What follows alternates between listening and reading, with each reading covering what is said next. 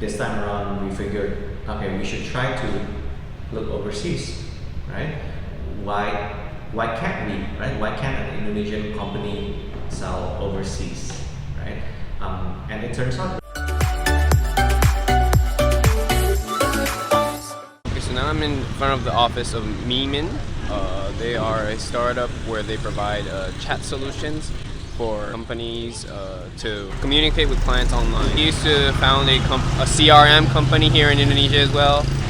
I'm looking forward to interview him and know more about the company. Okay, so my name is Joseph. I'm the founder and CEO at Mimin. So Mimin is actually my third company that I've established. So my first company I started in the early 2010s.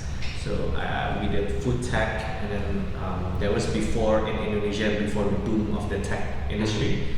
So I guess I was really lucky and blessed to have gotten an investment, and also like 2 years later we exit that company. We were able to sell that company. So that was my first company, and then my second company I started related to CRM, so enterprise technology. And until now, the company is running. It's just that it has its own management team, and it's doing very good. It's very profitable. And around 2 years ago, me and my partner, we decided to start Mimin. And the reason was, initially, the initial idea was because during the pandemic, there was a lot of small businesses that start selling through WhatsApp, right? Or maybe they open an Instagram page, but then they sell through WhatsApp. And including my wife. And at that moment, I realized a lot of the processes are very manual, right? So that's where we figured out, okay, maybe we should create a system to help automate all of these things. So Mimin in Indonesia, in Bahasa Indonesia, means admin. Ah, I see. Yeah. So if you go to online e-commerce, you talk to the admin, they would call themselves Mimin. Oh, really? Yeah. So that's why we call ourselves Mimin, because we want to be like the smart admin for businesses.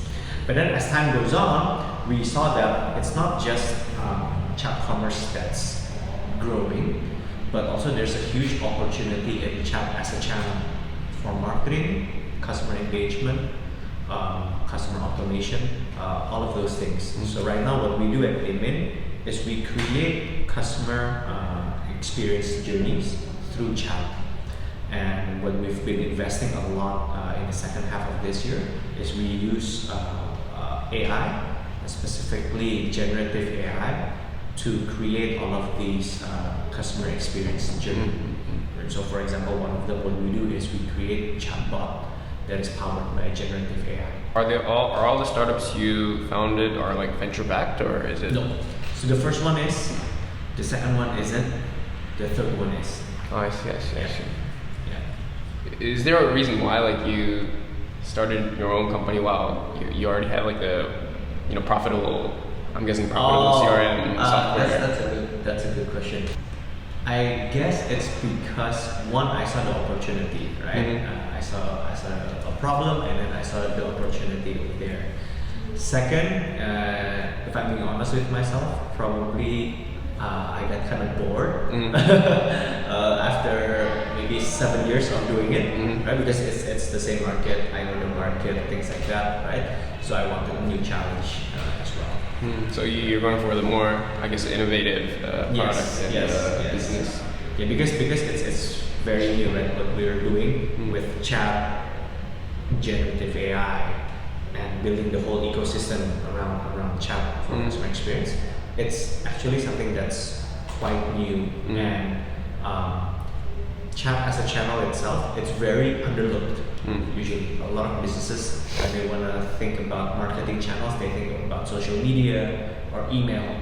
They rarely look at chat because there's a lot of problems with chat. It's very manual, it's very unscalable, right? So that's where we saw the opportunity, and then we were like, okay, then that's the opportunity to scale it up. And so many people use WhatsApp here, right? Exactly. I think WhatsApp is probably the number one app in Indonesia. Probably everyone has WhatsApp. From the rich to the poor, everyone will have WhatsApp. Is it with like big companies too? Do they like prefer using WhatsApp than email or? Well, email is for internal or for like formal communications, right? But for example, for customer service, they want to have a WhatsApp channel, right? A survey was done, and it says that basically 92% of the surveyors of the customers wanted a live chat option, right? And around 80% of them would be satisfied. Would be not just satisfied, but like very satisfied if their problems could be solved through chat, right? And with WhatsApp itself, the main benefit is that the customer don't need to download anything new, right? They just need to know your number, and then I can chat directly. Were you always interested in like being an entrepreneur, or like I checked your background and you used to work for like a few companies as well, Yes. right? So I think it's because I went to college in San Francisco a long time ago, and that's when I was, I guess, very much exposed to the Silicon Valley environment, right? But actually, so I didn't major in anything tech. I majored in finance. But when I graduated, there was still after the Great Recession, so couldn't find any finance job. So I got tech jobs, right? So I work in ERP companies, US-based ERP companies, things like that. So that's I got more and more exposure into tech. But to answer your question, yes, I think from the start I always knew I wanted to be an entrepreneur because my parents were entrepreneurs. They have their own businesses as well, right? We have a family business as well. So it's almost like second nature. Okay, so it's like your parents wasn't like really against you or anything when you. Oh no. Oh yeah. Not at all. Yeah. I mean, it's such a good environment. Like, and are you from like a Chinese origin? Or? Yes. Oh, yes. Yes. Because I find that many people who has this like origin. I think Indonesian Chinese. I wouldn't say everyone, right? I wouldn't say everyone, but at least maybe my peers, my friends. Right? Generally, if your parents are have their own business, then the tendency would be you create your own business as well. And I think that's because you're more, maybe subconsciously, you're trained to be more comfortable with risk and to see more of the opportunities than risk, right? Because I think with starting your own business, there's always 1,000 reasons to say no. As much as it's important to look at this, it's also important to look at why you should do it, right? What are the opportunities? What are the good potentials? Things like that. So how did you feel like when you started your first company? Oh, when I first started my own company, I already had working experience, but very much fresh out of college, right? I don't think I felt fear, but that's not because I was courageous or brave. That was just because maybe I was dumb. No, because young, right? Didn't understand the risks fully, right? So there wasn't that much fear, right? So looking back at it, I think it's because I was young that I was able to do it, right? But looking back at it, it was actually a very stressful time, right? Because starting your own business is very stressful, and not a lot of people talk about that part of starting your own business. I actually would tell my friends sometimes that. So sometimes my friends are like, "Hey, I want to start my own business. What do you think?" Things like that. And usually I would ask them, why would you start your own business? I mean, you're already working a very well-paid job, right? Things like that, right? Because starting your own business is very risky as well. Right? And then usually I would say, as long as you could see a clear problem, which is a typical answer, right? A clear problem, a big market, or maybe not even, not everyone needs to be like big business, right? But as long as you see a problem that you think you can solve, then I think you should try it. You should go for it.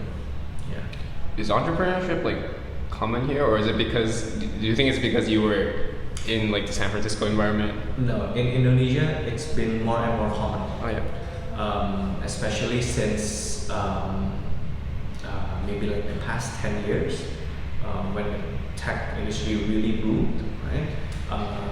It's becoming more socially acceptable. You talking about how you're expanding to other countries as well. Yeah. Well, I guess your company's still 2 to 3 years. Yeah, 2 years.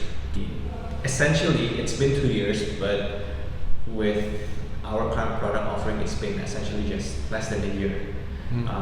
And that's because, we spent the first year serving SMEs, and then we've quickly figured out it's very difficult to monetize from here, right? And for me, you're a tech startup or whatever company, you have to make money, right? So you can't run a company where you just keep burning and endlessly with no clear goal to profitability. And for me, if we had stayed in SMEs, it's gonna be really difficult to monetize. So that's why earlier this year, actually only on January, we pivot to serve more for the medium to large enterprise. And from there, we also try to see what are the opportunities outside of Indonesia.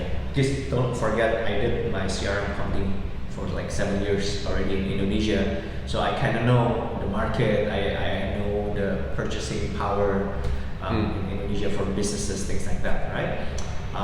So this time around, we figured, okay, we should try to look overseas, right? Why can't we, right? Why can't an Indonesian company sell overseas, right? And it turns out we're correct. So for example, in Malaysia, we entered the market maybe like 2 months ago. It's very new. But like in 2 weeks, 3 weeks, we're able to like close like 10, 15 deals right off the bat. And that's been really exciting for us because they get what we're trying to do. They understand it. The price point makes sense. We don't have to educate them too much. I see. Right?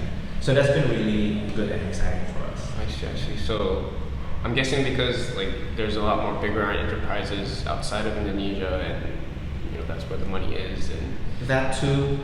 Also, you commiserate that with how much effort you need to acquire that client, right? We have to do it with less effort in Malaysia, for example. Yeah. Okay, so that's it for this video. In the next video, we will further discuss on the issues of funding, hiring, and exits in the Indonesian ecosystem. So stay tuned. Thank you for watching, and please don't forget to subscribe.